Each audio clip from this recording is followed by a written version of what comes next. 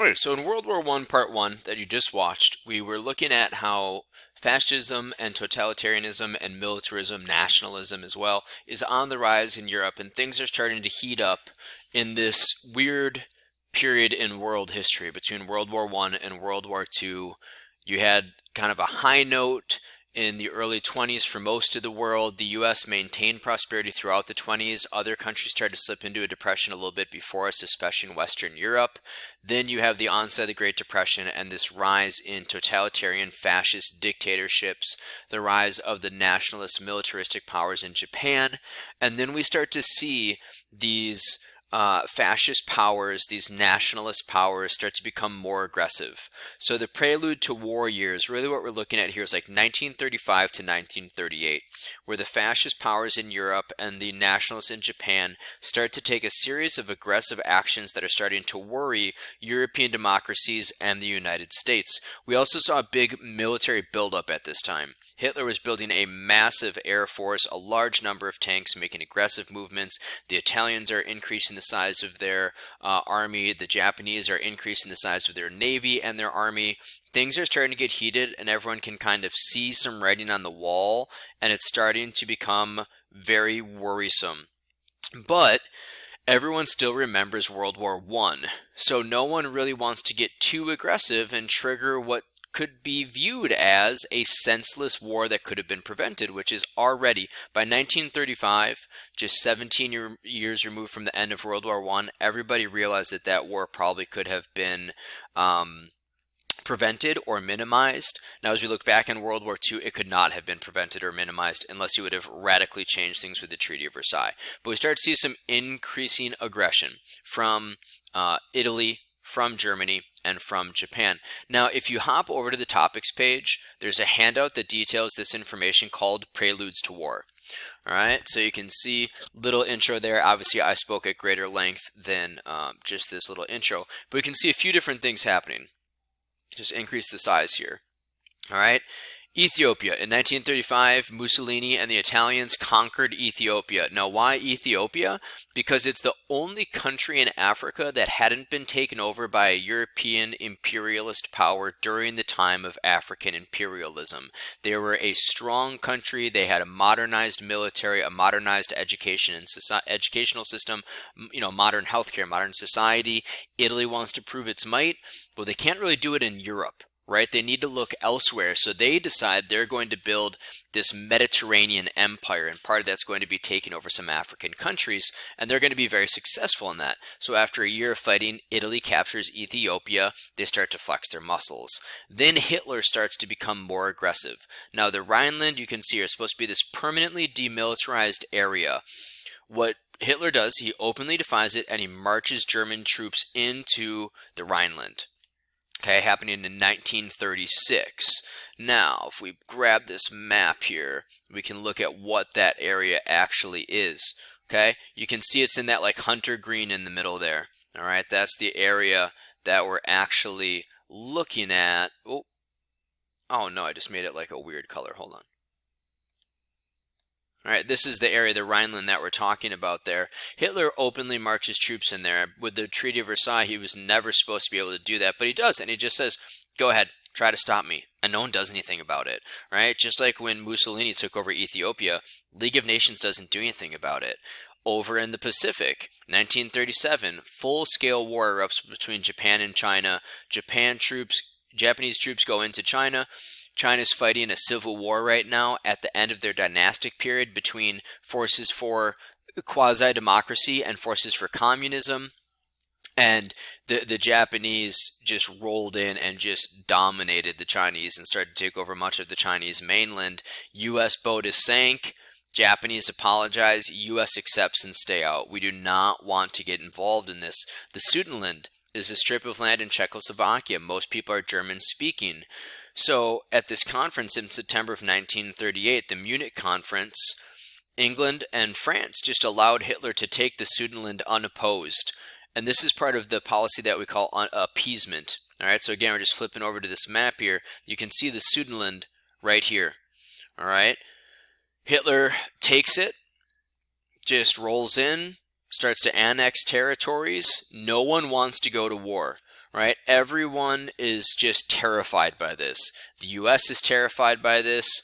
In 1937, FDR and one of his fireside chats kind of started to test public opinion about should we help the Chinese. The American public resoundingly said no, let's focus on the Great Depression. But we go into a plan of preparedness. Congress agrees. We start to increase the size of our military to be ready for when the fight comes. And that's something that we'll talk about a little bit as we move through this information. Most politicians, and especially most military advisors in the United States, understood as things started to heat up in World War II, like in 1939 when the war really begins, most politicians and military advisors understood that it was only a matter of time until the United States got involved, but the American people wanted nothing to do with it. We wanted to be isolationist. We wanted to fix what, was ailing us from the Great Depression. We did not want to get dragged into another European war, and we'll talk about why in a minute. So what we really saw happening with all this aggression is the policy of appeasement. All right, appeasement gets a lot of heat historically. The policy of granting concessions to a potential enemy in hopes of maintaining peace. Hitler marches troops into the Rhineland. Are you really going to start a massive war over this? Japan invades China. They've had centuries of tension and hostilities. Are you really going to start a war over this? Italy takes over Ethiopia. Are you really going to start a war over this? The Sudanland is being annexed and occupied by German troops. Are you really going to start a war over this? All right? This is the policy that England, France, and the United States took towards Germany because we didn't want to start another World War I. Right? And we're trying to deal with our own economic and domestic problems. Some historians really give the leaders of the Allies, England, France, and the United States, a lot of heat for the policy of appeasement. Honestly, it's the only option that they really had available to them. Maybe you could have invaded Germany quickly, aggressively in 1938, taken out Hitler, toppled his Nazi regime, and tried to create a government that wouldn't create more problems, but that was basically what we did at the end of World War I when we created the Weimar Republic, and it didn't work. So appeasement, did it work? No, but you didn't have a whole lot of options on the table and available to you. All right, and then when appeasement, Hitler realized at the Munich conference he could basically do whatever he wanted. 1938, takes over Austria again in the Sudetenland. First he occupies it, then at the Munich conference everyone just lets Hitler take it, and then they make the Munich Pact. They say, all right, Hitler, you get that strip of Czechoslovakia, but don't go invading any more people. Now, 11 months later, all that's going to come crashing down. So we see increasing aggressiveness, we see increasing military actions by these totalitarian fascist dictatorships, and very quickly, countries like England, France, and the United States are understanding there's problems a-brewing, there is a fight a-brewing, but the United States wanted nothing to do with this. We did not want to get involved with all of these foreign affairs. So as we look at the policy of neutrality from the United States, what we've really got to understand first is the legacy of World War I. The public in the United States largely believed that World War I had been a terrible mistake. And that idea was perpetuated by a committee that was started in Congress. The committee was called the Nye Congress, N-Y-E. The committee was called the Nye Committee. I said the Nye Congress. The Nye Committee, N-Y-E, ran by Senator Gerald Nye of North Dakota, concluded in 1934 that U.S. involvement in World War I was a mistake. He said, and his committee said, that the only reason the United States got involved in World War I was to serve the greed of bankers who had made all those loans to England and France, and to serve the greed of arms manufacturers who wanted to cash in on the United States mobilization efforts. So basically, public opinion in the United States was World War I was a mistake, and it was only there to benefit the elite, only there to benefit bankers and arms manufacturers. So, you got to remember, the vast majority of the history of the United States, we've been isolationist. We have really stuck to the guns of Washington's sentiments from his farewell address of stay out of foreign affairs, don't get involved in European affairs, focus on American affairs. Well, early in our history, we stuck to that. We know from Unit 7 imperialism that we stepped out onto the global sphere with the Spanish-American War and then a lot of influence in Central America and the Caribbean and South America. We get involved in World War I, and it's seen as a huge mistake. So Americans did not want to get involved in any of the hostilities that were brewing in Europe or in Southeast Asia and the Pacific in all these events leading up to World War II. So what you saw Congress do is two things at once. They kind of spoke out of both sides of their mouth. One, they're going with that policy of preparedness that we just briefly spoke about and that you read a little bit more about on that Preludes to War guide. We're increasing the size of the military just in case we have to fight. But we're also passing a series of acts called the Neutrality Acts. There's 3 Neutrality Acts. The first one goes in 1935. It authorizes the president to prohibit all arms shipments and to forbid U.S. citizens to travel on ships of belligerent nations. Belligerent nations means nations that are fighting, right? So let's not have another Lusitania. Let's not have another Sussex or Arabic situation.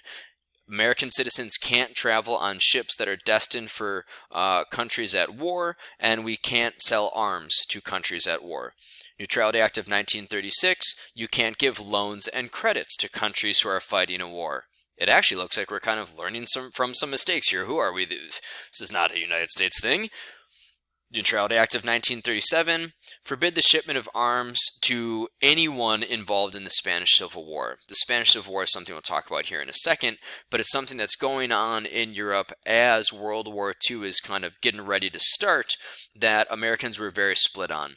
So we're going to do our best to stay out. If you're recognizing some of these cartoons, maybe you're recognizing the artwork. These are cartoons by Dr. Seuss.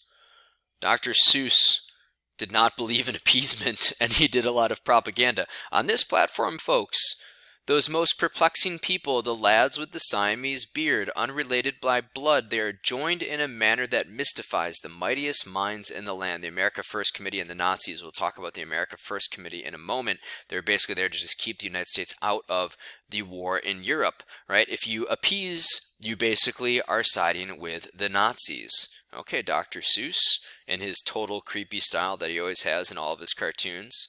All right, we just got Joey the Cat in the Hat. It's kind of a weird book, man. Kind of a creepy book with a weird message when you really break it down. But Dr. Seuss was a pretty strange dude.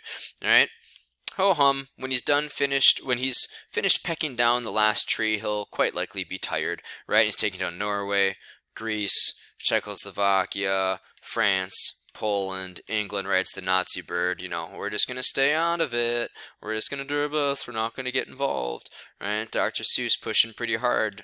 Appeasement isn't going to work. We're going to have to get involved at some point, right? One point or another. On this platform, the most amazing marvel of his age, he lives, he talks it, he has no guts. He is the appeaser.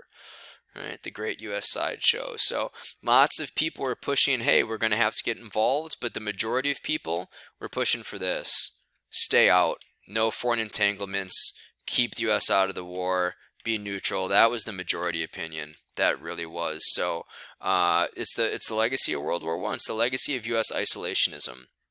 Now, one thing I just mentioned, the Spanish Civil War. The Spanish Civil War is something that broke out between fascists and Republicans in 1936 in Spain. Most Americans backed the Republican loyalist government, but because of the Neutrality Acts, we couldn't do anything. The fascists were led by General Francisco Franco. He eventually prevailed and established a military dictatorship. He's the one guy that Hitler made a pact with that he actually kept. Franco said, listen, you just kind of let me do my thing, and then we'll be buddies when you take over all of Europe. And Hitler actually listened to him. So Americans wanted to support the pro-democracy, pro-republican forces in the Spanish Civil War, but the Neutrality Acts kept us out. And there were lots of people that said we shouldn't get involved in this battle anyways, between the Republican and the fascist forces. So this is something that divided Americans. And that division actually pushed us further towards neutrality, because if we're divided, we don't want to get involved in any foreign affairs, whether it be the Spanish Civil War or what's going on between the Japanese and the Chinese or anywhere else. Then you also had, like I just mentioned, the American First Committee. This was founded in 1940 and really just there to galvanize public support for neutrality. Just a lot of public speakers saying, let's not get involved in this war. But then eventually war broke out in March of 1939, when Hitler broke the Munich Agreement and went into Czechoslovakia. And now the United States is going to try to unleash something called the arsenal of diplomacy, where we're going to really try to stay neutral, but help a little bit. Hop over to the next video, World War II Part 3, and we'll talk about the outbreak of war and the arsenal of diplomacy in more detail. Thanks.